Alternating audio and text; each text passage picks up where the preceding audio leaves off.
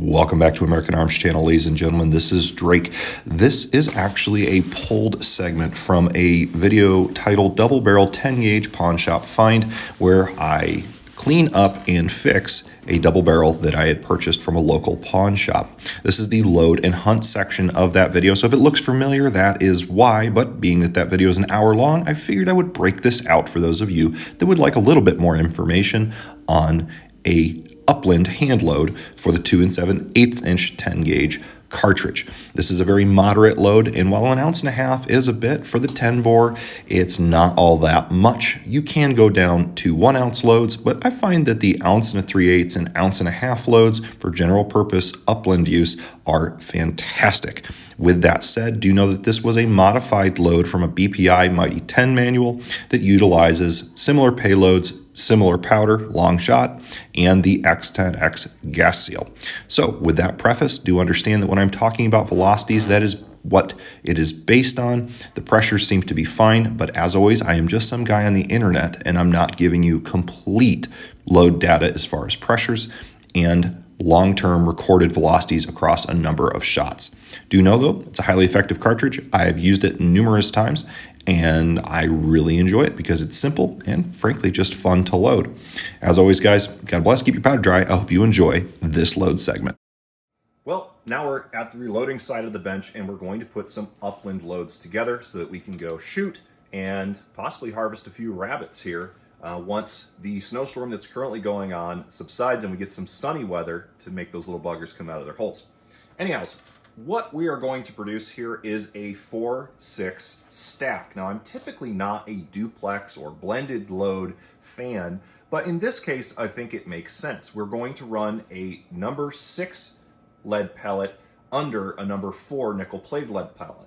And it's mostly because it's what I have laying around. I think nickel-plated to nickel-plated would be best, and there would be no consequences for substituting it. But we have some standard chilled Eagle shot number 6 non-plated bare lead, and we have some BPI number 4 nickel-plated lead. And these pellets for nickel plating are not the best in my opinion. I think precision reloadings is much better. If you squeeze a precision reloading nickel-plated pellet, it typically doesn't crumble and crush. Whereas the BPI one kind of does. Maybe they've rectified that. I bought these several years ago, but I kind of use them for more Upland loads versus my turkey load because I like that harder shot in the turkey load. But this blend is going to do two things for us. For one, the nickel plated shot is going to, as the larger shot, sit on top of the number 6, and the number 6 is going to act as a little bit of a cushion. It's set back, and the number 6 is going to fill out the pattern a little bit. Because we're primarily going to be using this for upland, grouse, rabbit, pheasant, maybe even some pigeon or dove should the opportunity arise, we don't need to have a full stack of number 4s. Number 5s would meet the in-between there. You could run a straight 1.5 ounces of number 5 nickel-plated or number 5 bare, and that would be perfectly fine. We've got a really good pellet count between these two combined, and we're getting a really good pattern density potential with them. So it's a bit of a fun load, but what we're also doing with it is we're going a little bit more traditional.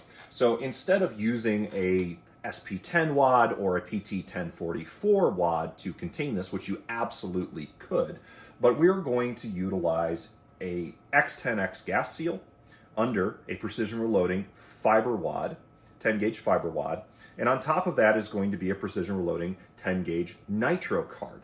Now, why are we doing it in this stack? Well, we are utilizing this because it does reduce the amount of plastic overall we're putting into the environment, and that should make it more biodegradable and more environmentally friendly. Plus, it's going to be true to bore size, and it's going to make sure that when we cut this down to 2 7/8 inch or 2 3/4 if you have to, depending upon your hull condition, that we are going to be able to fit all of the shot in that overall length.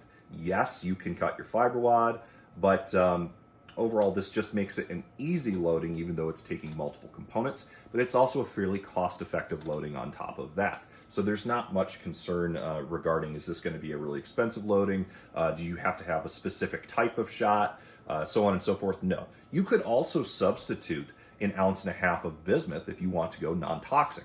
there really won't be any consequences from a pressure perspective or a performance perspective. So if you want to substitute non-tox, go with bismuth or an ITX or a soft alloy that is non-toxic, which is going to be some form of bismuth or tungsten alloy, around 9.6 to 11 grams per cubic centimeter in density. So with that said, what are we going to use for powder? We're going to use Hodgdon Longshot. It's one of my favorites. I have a 190 cc, or excuse me, a Lee 190 number, which is about 3 cc scoop here. It throws 38 grains of this powder for the charge perfectly per scoop. That's going to make things easier for us. And we're also going to use a Lee shot scoop here to throw 7/8 charge each. Again, number 6 first, then number 4 on top. We're going to top that off with 2 10 gauge overshot cards. These are from BPI, but you can get them or make them if you would like. And other than that, you need to be able to seat your wads. You need to be able to cut your hulls down. This is a trim doctor or whatever BPI is calling it. Just some way to knock that off. And we're going to run this through twice with each hull. We are also going to utilize, just because I want to, precision reloading spherical buffer. That should help us with some patterns as well, even though we are not protecting the shot from the bore with a Mylar wrap or a wad hull, or excuse me, a wad wall. Anyhow, I digress. I hope that schizophrenic rambling made some sort of sense, and I'm going to demonstrate to you how we put these together, and then we're going to roll crimp them, water seal them with some liquid silicone boot seal here, which is another great product alongside clear nail polish that works great to seal your hulls. We're going to make about 18 of these, and then hopefully once the snowstorm clears, we are going to go out and get some buddies. I think I forgot to mention, we're going to use Cheddite primers here. You can use any 209 primer, but seeing how we're using Cheddite hulls for the base here, we'll go from there. These are all once fired or multi-fired by myself. A lot of them are from the original run of Boss 10 gauge. So they're just standard Chetty hulls. This one's got a pretty good flat crimp on it, so we're gonna run this into, if I can get it to fit, the hull mouth here. We're gonna close her down and we're gonna give her a turn. You're gonna run this sucker through about twice, and this is one thing I do not like about this collar, and I think I'll just take it off here. It doesn't always work precisely, but you don't have to be super precise with a roll crimp. If your OCD is kicking in, you can obviously fix that, but we're really just wanting to get just below that crimp line here on these hulls where it rolls into the 6-point crimp. That'll put us right at 2 7/8 inches. And sometimes you have to reset your hull cut here and pull it out, and see, I still need to trim this off. There's probably a better way, there's probably a better product, but this is what I have, and it's also a demonstration of you don't have to have it perfect. It will still work. With a roll crimp, you're just unfolding. You're not worrying about trying to get those star points in perfectly so nothing leaks out of the hull, because we have an overshot card. Now we need to move on to resizing the hull. And how we're going to do that with a short hull, even though I'm utilizing the Ponzus Warren 375 or Magnum 10, is we are going to utilize this handy dandy socket wrench here. This is just a 13 millimeter. We're going to drop that guy in once we are sealed, and you can see that that's actually a good test. Is it 2 7/8 inches of this Cheddite? Oh yes, it is, because it's right flush with the top. So we're going to put that guy in the resizing die. We're going to pop the primer out, reprime it, and then we're going to press it out using that as our insert. Ram goes up, cut hull goes in, all the way down to resize. And just like a 3.5 inch hull, we're going to pop that primer out. I'm going to get my next primer here, put that Cheddite in there, seal. Don't need to go back up. What am I doing? Drop that long socket back in there, and that is going to press right against this solid rod here, not damage the hull at all, and it's going to pop it out just like normal. And there we go. Dump that out, and there we are. We have a primed hull, and you can see that that's not perfectly shaped, but it's going to seal just fine. And we will relabel this once we're all done, but our primer's in there nice and tight. Okay, with our freshly cut, resized, and primed hull, we can now move to loading. Got my long shot here in a little dipper dish, and that is exactly 38 grains. And just to prove it, we have zeroed out this scale. It is set to 38 grains. I'm going to drop that scoop in, and it looks like we're actually just a touch light on that scoop, which will probably put us at 37.8 or 37.6 grains is what it looks like. Yep. So you're going to have a little bit of variance doing a scoop and not doing it precisely, but you're not going to see that much of a variance in the velocity. You're still going to be landing in between that 1,250 to 1,300 foot per second in standard atmospheric conditions. If it's really cold, long shot is somewhat sensitive to temperature changes below 40 degrees, I've found. So that can have impact, but if you're getting that shot charge above 1150, above 1,200 foot per second, you're in the optimal range anyhow. You won't notice a difference on game. Besides, we're throwing number 6 pellets as well as number 4 nickel-plated pellets. It's going to do everything it needs to inside of the standard Upland game window. We've thrown that shot charge. She's seated down in there. We're going to put our X10X in, run that home real quick, and you can do this with a press. You don't have to do it manually. We're then going to take our fiber wad, tight fit. If I cannot throw that around, we're good to go. Then put our nitro card, good to go. Now here comes the fun part. Shot and buffer. So got that leveled out, 7/8 ounce approximately of number 6, 7/8 ounce approximately of number 4 nickel plated, goes right on top. Then we are going to take our approximately 3 cc, our 190 labeled lead dipper here, and pour that in, and we're just gonna tap until we see pellets on top. And then we are going to take our 2 overshot cards and put them in the top. And we're going to seal that up, and as you can see, we're getting right around 3/8 of an inch, a little bit more here. You can go a little bit higher and still get a good crimp there, but I find that this is going to not only make the hull a little bit handier because she's not as long, fits in the pocket better, just like a 2 3/4 inch 12 gauge, but you're going to get a better crimp and better pressures overall. This load should be right around the 10,500 PSI mark. In standard, I would call warm temperatures. In colder temps, it's probably going to drop a little bit, but it's not a very high pressure load at all, although it will be getting downrange at a good pace. Again, please disregard the calamity that is my workbench. It's terribly cluttered, but still somewhat functional. We've got the BPI roll crimper here on just a regular old 5-speed drill press. Yes, it's in poor condition. Please ignore the control housing that is falling off, but still functional here. So we're going to turn this guy on. We're going to crimp it real quick. Oh, and one thing before, I'm going to actually hit this with a tiny spray of One Shot. I find that helps out a lot with getting a good crimp and not burning the hull. So here we go.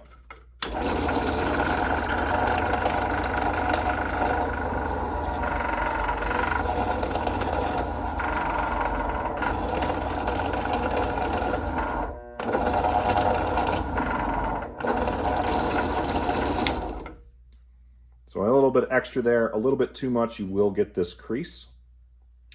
But overall, it's perfectly fine, and we'll take this back and seal it up now.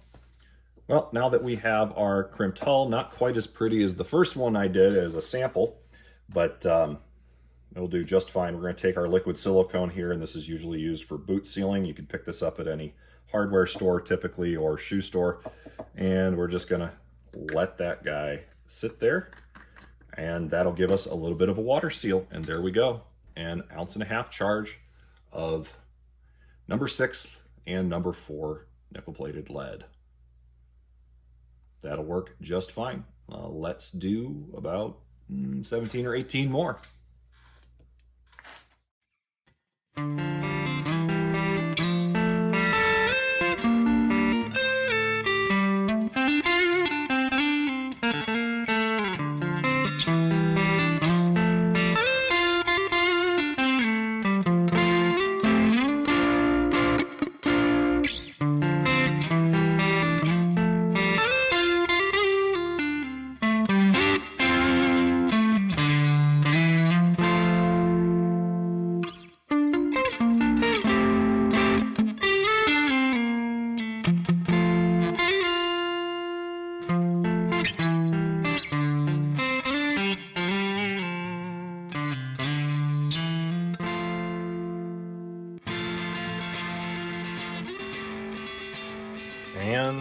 there we are. We have 20 1.5 ounce 2 7/8 inch, about 1250, we'll call it feet per second, Upland game loads for the 10 gauge.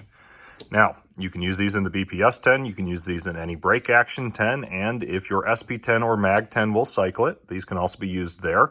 But in a brown and gold 10, it will cycle as far as extracting and ejecting the cartridge, but it will not reliably feed the second round, nor can you feed more than one round of the magazine tube, if that, because it'll just jam up. So let's see if we can't get out and harvest some upland game and some rabbits with these here once the weather clears. All right, well, the camera's being weird on the phone, but I got the GoPro on my head here. We're grabbing shells and grabbing the double 10. We're gonna take a quick walk. We don't have a lot of time left of shooting time here today, but we're gonna see if we can't kick up a rabbit or two and get a harvest on, because hey, the weather cleared out and it's looking decent, but it's overcast, so it's gonna get darker fast than it would look. So I gotta get zipped up. It's 10 degrees outside and it is cold. So we'll see what happens. Hopefully we'll get a couple bunnies on camera. Oh, it's cold, 10 degrees. Not ideal rabbit hunting. It did open up and the sky's a little bit, got a little sunny, and then closed back up again. But we're gonna load up our loads there. Let's get that. There we go, get a good snapshot. All right.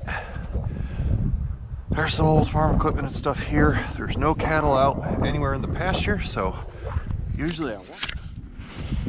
Well, it is so cold out, the GoPro shut itself off after running for a minute. So, first shot out of the gun, I got a bunny. Another rabbit broke out, shot again, missed him, and a third one ran back towards the barn. So obviously I couldn't shoot him. Dang it. But I'm gonna change out to the other GoPro here before we lose shooting time and see if we can't wrangle up another rabbit or so. All right, one bunny down, first shot of the gun ever. Second shot missed a rabbit. Third rabbit ran towards the barn. We're gonna leave him there. We're gonna see if we can't kick up another bunny before we run out of shooting time here.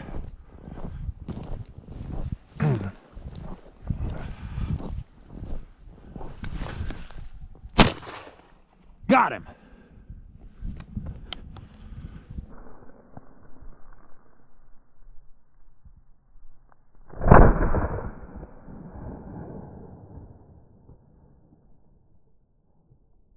That flatlined him for sure.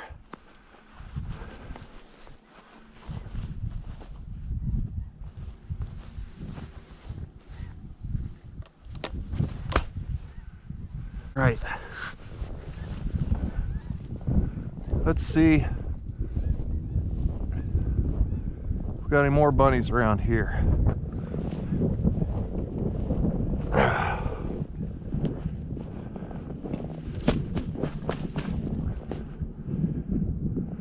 Nope.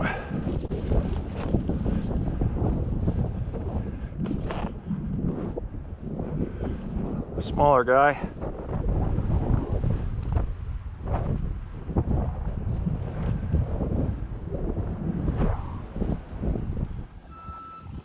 Well, there she is. I fell in the snow and got snow on her in the barrel, so she's gonna need a wipe down, but there we go. Pawn shop find, fixed up, cleaned, and then upland loads made, and here's the result. First 3 shots out of the gun, 2 bunnies, 66% hit ratio. There we go. Made it just in time to get a couple rabbits before shooting time was up today. Life is good, and I hope you guys enjoyed the video. As always, God bless, keep your powder dry. More 10 gauge stuff to come. We'll see ya.